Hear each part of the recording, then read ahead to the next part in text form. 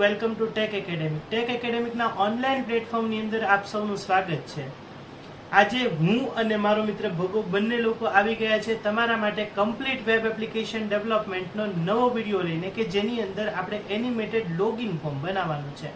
પહેલા હું તમને આઉટપુટ બતાવી આપું જેથી કરી અને તમને વધારે ખ્યાલ આવે કે આપણે શું અચીવ કરવાનું છે. તો પહેલા આઉટપુટની સ્ક્રીન જોઈ લો.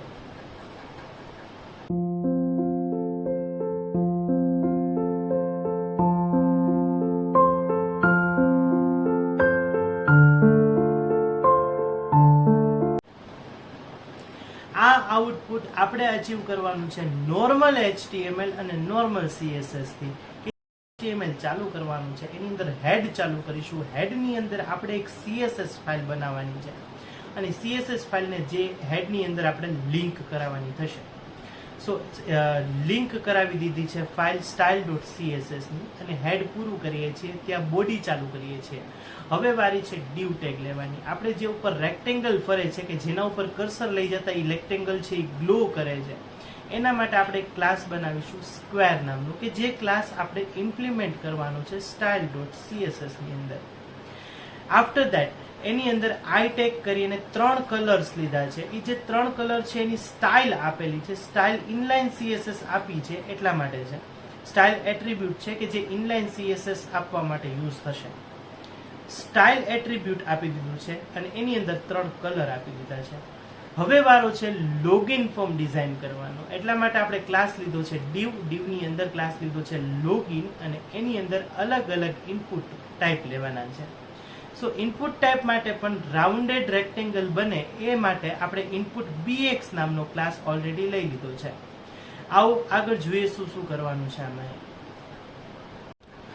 હવે ટેક્સ્ટ ફિલ્ડ, 2 ટેક્સ્ટ ફિલ્ડ લેવાની વાત છે અને એની સાથે જ વાત છે એક બટન લેવાની. તો ટેક્સ્ટ ફિલ્ડ લેવા માટે આપણે પહેલા એક div ક્રિએટ કરીશું. divની અંદર ક્લાસ આપીશું ઇનપુટ bx કે જે ક્લાસ આપણે CSS ની અંદર ઇમ્પ્લિમેન્ટ કરવાનું છે અને એની અંદર નોર્મલ ઇનપુટ ટાઈપ ટેક્સ્ટ અને પ્લેસ હોલ્ડર આપી દીધું છે એન્ટર યુઝર નેમ.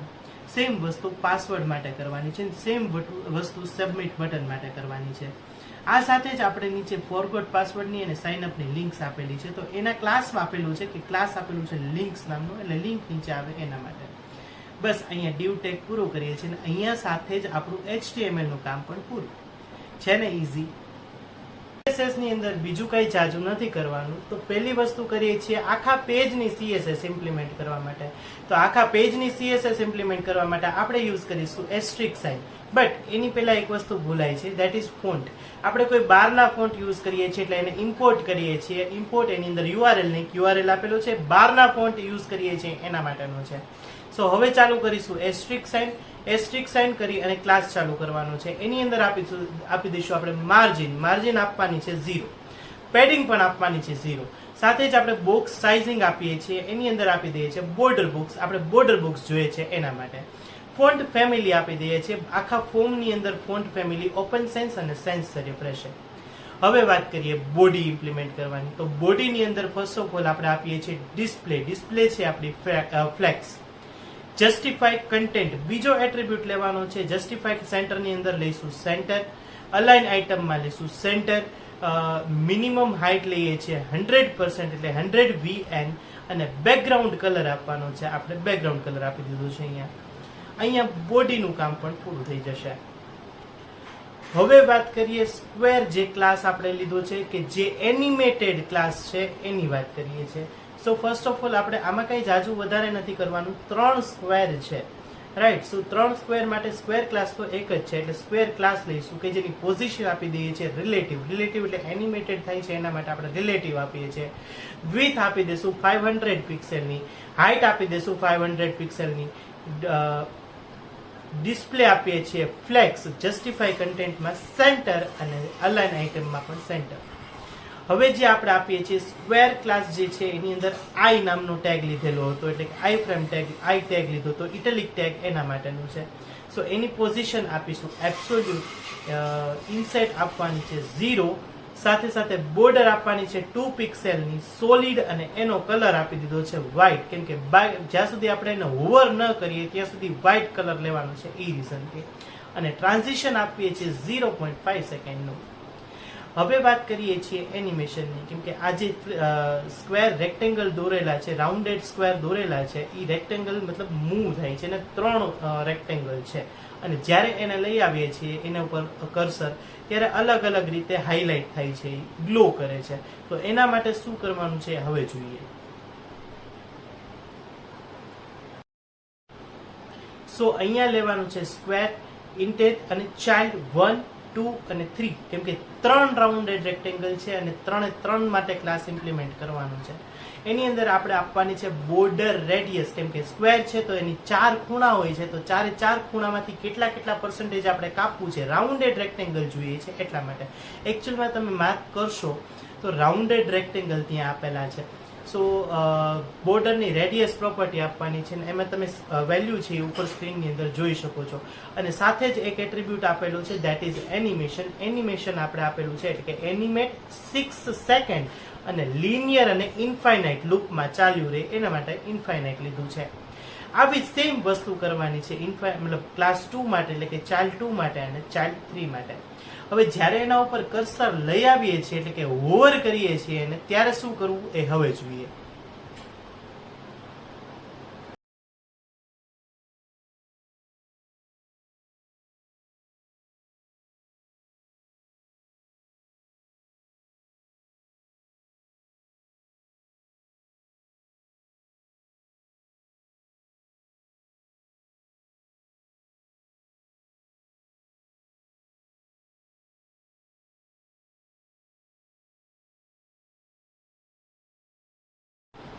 જ્યારે એને હોવર કરીએ છીએ એટલે કે સ્ક્વેર, અને એમાં આપણે હોવરની અંદર આઈ લેશું, એટલે કે જ્યારે આઈ ઉપર લઈ આવીએ છીએ, જે ટેગ છે રેક્ટેંગલ વાળા એના ઉપર લઈ આવીએ છીએ ત્યારે શું કરવું છે, તો કે ત્યારે first of all any border છે એ આપશું 6 પિક્સેલની અને સોલિડની, અને એમાં વેરિયેબલમાં આપેલું છે CLR. આ CLR એટલે બીજું કાંઈ નથી, તમે યાદ કરો તો HTML ફાઇલની અંદર આપણે CLR સ્ટાઇલની અંદર એની અંદર સ્ટાઇલ અને એની અંદર CLR કરીને કલર આપેલા હતા, એ કલરની વેલ્યુ છે, એટલે કે વેરિયેબલ એક લીધો છે અને એની અંદર એ CLR ની વેલ્યુ નાખેલી છે. અને ફિલ્ટર પ્રોપર્ટી છે, તો જેની અંદર ડ્રોપ શેડો તમે જોશો તો આખું ગ્લો કરે છે, એના માટે આપણે ડ્રોપ શેડો પ્રોપર્ટી રાખેલી છે અને એમાં એના કોઓર્ડિનેટ્સ આપેલા છે.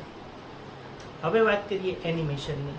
સો ફર્સ્ટ ઓફ ઓલ આપણે કી ફ્રેમ્સ આ મીડિયા ક્વેરી મારેલી છે. મીડિયા ક્વેરીની અંદર એનિમેટ, હવે એની અંદર જો 0% આપે છે એટલે કે જ્યારે 12 છે ત્યારે શું કરવું છે, તો કે ટ્રાન્સફોર્મેશન આપેલું છે. ટ્રાન્સફોર્મેશનની અંદર રોટેટ, કેમ કે ફરતું રહેવું જોઈએ દરેક વખતે, એટલે રોટેટ આપેલું છે 0 ડિગ્રીથી, એટલે કે 0 ડિગ્રી એ ફરતું જ રહેવું જોઈએ અને ઇન્ફાઇનાઇટમાં જવું જોઈએ. અને જ્યારે 100% એટલે કે જ્યારે પાસે લઈ આવીએ ત્યારે મતલબ કર્સર હોવર કરીએ છીએ ત્યારે સેમ વસ્તુ થશે, ટ્રાન્ઝિશનમાં રોટેટ થશે અને 360 ડિગ્રી થશે. સેમ વસ્તુ કરવાની છે આપણે એનિમેટ 2 માટે.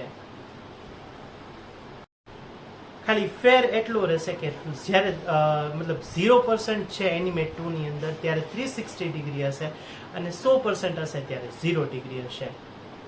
હવે વાત કરીએ લોગિન ક્લાસ કેવી રીતે ઇમ્પ્લિમેન્ટ કરવો એની.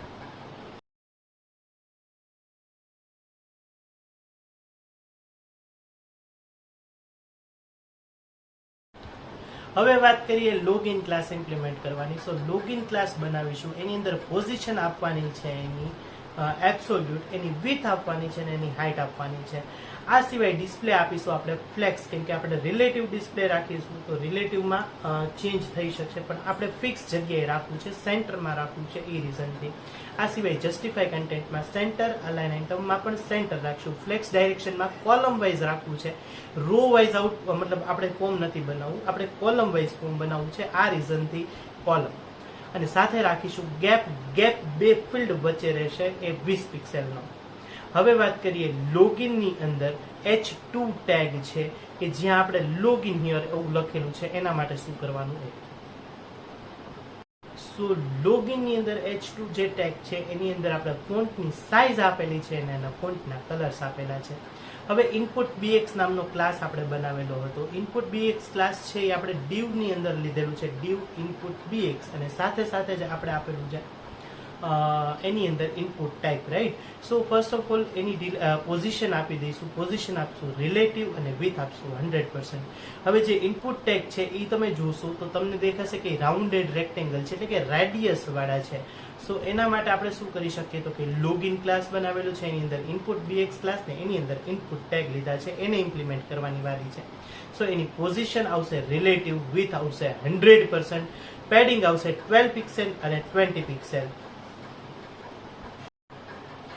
સાથે જ એનું બેકગ્રાઉન્ડ આપી દઈએ છીએ ટ્રાન્સપરન્ટ, કેમ કે આરપાર દેખાય એ રીતનું છે. બોર્ડર આપી દેવાની છે 2 પિક્સેલની સોલિડ અને વ્હાઇટ કલરની બોર્ડર આપેલી છે. સાથે સાથે ફોન્ટના સાઇઝ આપીશું 1.2 EM ના. કલર આપેલો છે વ્હાઇટ અને સાથે સાથે બુક શેડો એમાં નોન આપેલું છે અને આઉટલાઇન આપેલી છે નોન. હવે વાત કરીએ ઇનપુટ બીએક્સ ની અંદર ઇનપુટ ટાઈપ સબમિટની. આ અત્યાર સુધી વાત હતી ઇનપુટ ટાઈપ ટેક્સ્ટ ફિલ્ડની હતી અને પાસવર્ડ ફિલ્ડની હતી. હવે સબમિટ બટન છે તો તમને ખબર છે કે રાઉન્ડેડ રેક્ટેંગલ બટન છે ને સાથે એની અંદર કલરમાં ગ્રેડિયન્ટ કલર છે, એટલે કે 2 કે 3 કલર મિક્સઅપ કરીને બનાવેલું છે. સો હવે ઈ જોઈએ. લોગિન ની અંદર ઇનપુટ બીએક્સ ની અંદર ઇનપુટ ટાઈપ આપવાનું છે સબમિટ માટેનું. સો એની અંદર વિથ આપેલી છે 100%, એનો બેકગ્રાઉન્ડ નો કલર આપેલો છે અને લિનિયર ગ્રેડિયન્ટ કલર આપેલો છે. ગ્રેડિયન્ટ કલર ની અંદર 2 કલર ભેગા કરવાના છે તો જ મિક્સઅપ કલર બને. બોર્ડર આપી દઈશું નોન અને કર્સર આપી દઈશું પોઇન્ટર, એટલે કે જેથી કરીને એના ઉપર કર્સર લઈ જાય તો પોઇન્ટર ટાઈપનું આવે. હવે વાત કરીશું ઇનપુટ ટાઈપના પ્લેસ હોલ્ડરની. સો પ્લેસ હોલ્ડર માટે લોગિન, એની અંદર ઇનપુટ બીએક્સ અને ઇનપુટમાં પ્લેસ હોલ્ડર. પ્લેસ હોલ્ડરનો ખાલી કલર આપેલો છે, બાકી કાંઈ એની અંદર કામ કરેલું નથી. બીજું એક તમે જોયું હશે કે ડીવ ક્લાસ લીધો તો નીચે એને ક્લાસમાં આપેલું હતું લિંક્સ. સો લિંક્સ માટે કેવા કલરની રાખવી એ હવે જોઈએ. ક્લાસની અંદર લિંક આપેલી હતી કે જ્યાં સાઇન અપની અને ફોરગોટ પાસવર્ડની લિંક હતી. સો ફર્સ્ટ ઓફ ઓલ આપણે લિંક માટે ઇમ્પ્લિમેન્ટ કરવાનું છે. સો ઇનપુટ મતલબ લોગિનની અંદર લિંક ક્લાસ બનાવીશું.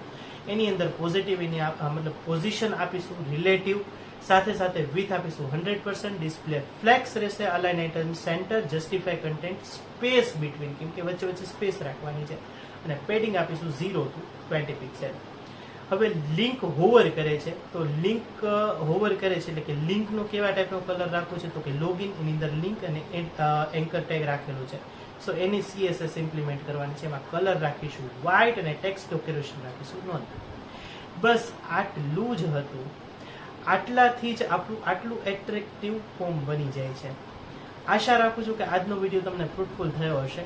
આ વસ્તુ ખાલી જોઈ લેવાથી તમને નહીં ફાવે. આ જ વસ્તુ છે, વિડીયો પોસ્ટ કરતા જાઓ અને સાથે સાથે તમે લોકો પ્રેક્ટિસ કરતા જાઓ. પ્રેક્ટિસ કરશો તો આવડશે આ વસ્તુ, બાકી આમનામ ખાલી વિડીયો જોવાથી નહીં થાય.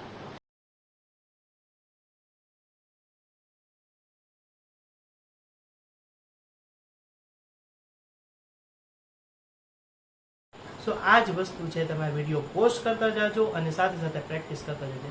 અને હા ભગા, તું પણ આ વસ્તુની પ્રેક્ટિસ કરતું જજે તો જ તને આવડશે. અને જો હજુ પણ તમે ચેનલને સબસ્ક્રાઇબ નથી કરી તો અત્યારે જ કરી દેજો, કેમ કે હવે પછીનો વિડીયો બહુ ઇન્ટરેસ્ટિંગ વિડીયો આવવાનો છે. Thank you so much. Keep connected. Do like, share and subscribe the channel.